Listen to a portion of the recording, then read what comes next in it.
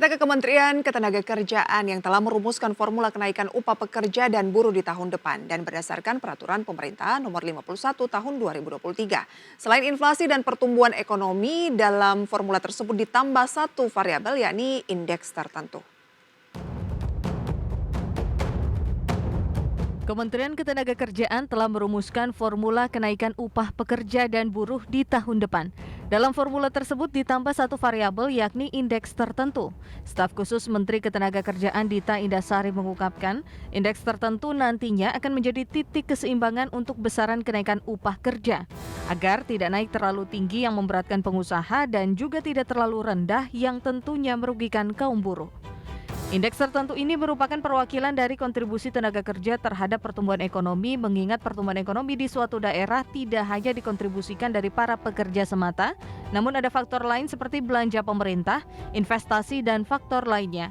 Indeks tertentu yang dilambangkan sebagai alfa ini berfungsi untuk mengukur seberapa besar kontribusi pekerja terhadap pertumbuhan ekonomi di suatu daerah atau masing-masing provinsi. Ya, jadi indeks tertentu ini menjadi perdebatan besar dan teman-teman pekerja juga protes dengan indeks tertentu. Menurut teman-teman pekerja, kenapa nggak ditambahin aja inflasi tambah pertumbuhan ekonomi? Jadi kan double. Kalau inflasinya 5%, pertumbuhan ekonominya 5%, diakumulasi jadi 10%. Tapi ketika ada indeks tertentu, dia menjadi konstanta yang menyeimbangkan. Kenapa harus ada indeks tertentu? Itu pertanyaannya. Ya karena memang alfa itu indeks tertentu itu dilambangkan dengan alfa. Itu adalah variabel yang dalam teori ekonomi ini bukan akal-akalan, tapi saintifik. Dalam teori ekonomi, alfa itu adalah variabel yang mengukur kontribusi tenaga kerja terhadap pertumbuhan ekonomi. Seperti diketahui, pemerintah telah menerbitkan Peraturan Pemerintah Nomor 51 Tahun 2023 tentang pengupahan yang ditetapkan dan berlaku mulai 10 November 2023.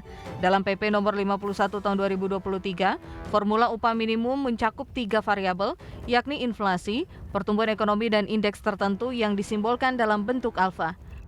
Nantinya Dewan Pengupahan Daerah akan mengukur sendiri berapa alfa yang cocok di suatu provinsi. Hasil alfa tersebut akan dikalkulasikan lagi dengan inflasi dan pertumbuhan ekonomi di daerah yang bersangkutan, sehingga muncul angka kenaikan upah tahun depan.